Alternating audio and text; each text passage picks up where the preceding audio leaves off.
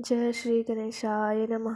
कार्तिक महात्म्य का चौथा अध्याय, चातुर्मास के नियमों का वर्णन। नारद जी बोले, ऐसा कहकर भगवान विष्णु मछली का रूप धारण किया विंध्याचल पर्वत पर तप करे महर्षि कश्यप की अंजलि के जल में जा पहुँचे। महर्षि कश्यप ने दया करके उसे अपने कमंडल में रख लिया। जब उसने बड़ा रूप धारण किया तो उन्होंने उसे कुएं में डाल दिया।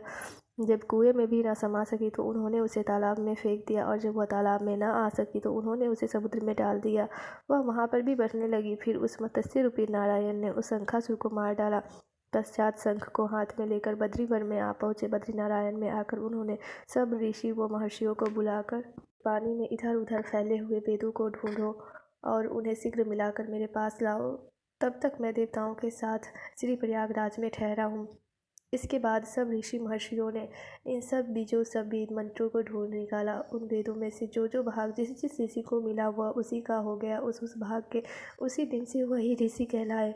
सब वेदों को लेकर ऋषि महर्षि प्रयागराज में आए और उन्होंने वे सब भगवान विष्णु व ब्रह्मा जी को समर्पित कर दिए। ब्रह्मा जी वेदों को पाकर बड़े प्रसन्न हुए। उन्होंने देवताओं और ऋषियों के साथ अश्वमेघ यज्ञ किया। यज्ञ के अंत में देवता, गंधर्व, यक्ष, नाग भगवान विष्णु को दंडवत करके प्रार्थना करने लगे। देवताओं ने कहा, हे देव, हे जगन्नाथ, हे प्रभु, हमारी प्रार्थना सुनिए। हम लोगों के हर्ष का समय है, इसलिए आप हमें वरदान दीजिए। नष्ट हुए वेद पुनः श्री ब्रह्मा जी को प्राप्त हो गए। हे लक्ष्मीपति, आपकी अनुकंपा से हम देवताओं को यज्ञ का भाग भी मिला है।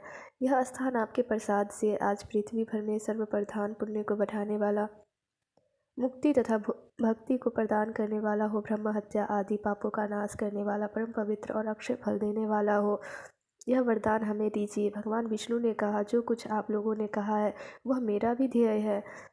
जैसा आप लोगों ने कहा कि यह स्थान आज से ब्रह्म क्षेत्र के नाम से पुकारा जाएगा, इस स्थान पे गंगा जी व सूर्यपुत्री यमुना जी का संगम होगा। मैं श्री ब्रह्मा जी सहित यहाँ पर निवास करूँगा। यहाँ पर किया हुआ जप तप तथा दान महान फलदायक होगा। पहले जन्म में किए हुए पाप, ब्रह्म हत्या आदि भी इस तीर्थ राज्य में स्नान करने से नष्ट हो जाएंगे। जो लोग अपने पिता आदि को वहां लाकर तर्पण व श्राद्ध करेंगे, उनके पिता मेरे स्वरूप को प्राप्त करेंगे। वह तीनों प्रकार की मुक्ति को प्राप्त करेंगे। मकर संक्रांति पर माघ मास में प्रातः काल यहाँ आकर स्नान करने वालों के दर्शन मात्र से ही सब पाप मिट जाते हैं। ठीक उसी तरह जिस तरह सूर्य के तेज से अंधकार का नाश हो जाता है। हे मुनीश्वर, मेरे वचन ध्यान से सुनिए। मैं सर्वत्र व्याप्त रहता हुआ भी हमेशा बद्री नारायण में निवास करता हूँ।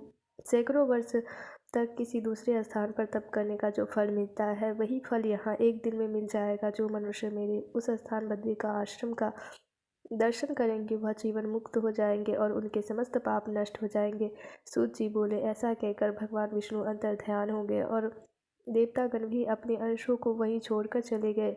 जो मनुष्य कथा को श्रद्धापूर्वक सुनते हैं वह श्री प्रयागराज व बद्री का आश्रम जाने व स्नान करने के समान फल प्राप्त करते हैं। कार्तिक महात्म्य का 5वां अध्याय।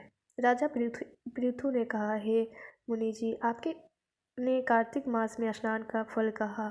अब अन्य मासों में विधिवत स्नान करने की विधि, नियम और उद्यापन की विधि मुझे बतलाइए। देवर्षि नारद बोले, हे राजन, आप भगवान विष्णु के अंश से उत्पन्न हुए हैं, अतः यह बात आपको मालूम ही है। फिर भी मैं आपको यह यथोचित विधान बतलाता हूँ, ध्यान से सुनिए। आश्विन मास में शुक्ल पक्ष की एकादशी से कार्तिक के व्रत करने चाहिए। सुबह ब्रह्म मुहूर्त में उठ के जल का पात्र लेकर गांव से बाहर पूर्व या उत्तर दिशा में जाए। दिन में अथवा शाम को कान पर जनेऊ चढ़ाकर पृथ्वी पर घास बिछा के सिर को कपड़े से ढककर मुंह को बलपूर्वक भली भांति बंद करके थूक व सांस को रोककर मल व मूत्र का त्याग करने के पश्चात मिट्टी व जल से भली भांति अपने गुप्तांगों को धोवे। तत्पश्चात जो मनुष्य दांतुन मुख शुद्धि नहीं करता उसके सब मंत्र निष्फल हो जाते हैं। अतः दांत और जीभ को यत्नपूर्वक शुद्ध करना चाहिए और निम्नलिखित मंत्र पढ़कर वृक्ष से दांतुन तोड़नी चाहिए। हे बृहस्पति, तुम हमें आयु, कीर्ति, तेज, प्रजा, पशु, संपत्ति, महाज्ञान, बुद्धि, विद्या हमको प्रदान करो।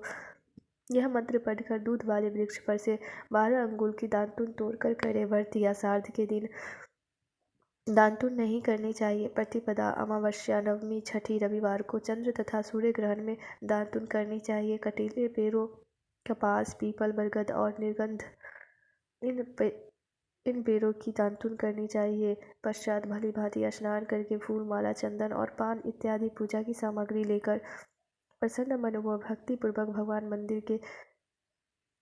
भगवान शंकर के मंदिर में जाना चाहिए। वहाँ सभी देवी देवताओं का अर्घ्य, आचमनीय आदि वस्तुओं से अलग अलग पूजन करना चाहिए। प्रार्थना एवं प्रणाम करना चाहिए। फिर भक्तों के स्वर में स्वर मिलाकर श्री हरि का कीर्तन करना चाहिए। मंदिर में जो गायक भगवान श्री हरि का कीर्तन करते हैं आए हो, माला, चंदन, तांबुल आदि से उनका पूजन करना चाहिए, क्योंकि देव स्थानों में भगवत कीर्तन करने वाले भी साक्षात भगवान विष्णु की मूर्ति होते हैं।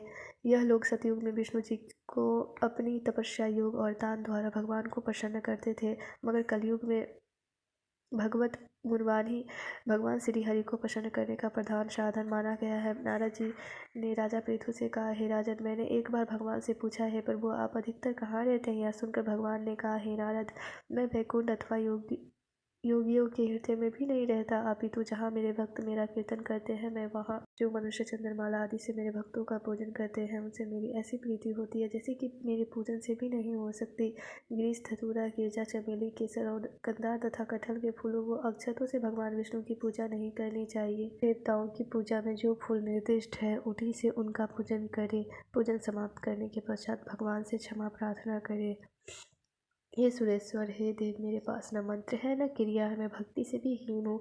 जो कुछ भी पूजा मैंने आपकी की है उसे पूरा करें। ऐसे प्रार्थना करने के बाद दंडवत प्रणाम व दो क्षमा प्रार्थना करके भगवत कीर्तन करना चाहिए, श्री हरि की कथा सुननी चाहिए और प्रसाद। इस तरह बताई गई विधि के अनुसार जो मनुष्य कार्तिक व्रत का अनुष्ठान करते हैं वह संसार के सभी सुखों को भोगते हुए अंत में मुक्ति को पाते हैं।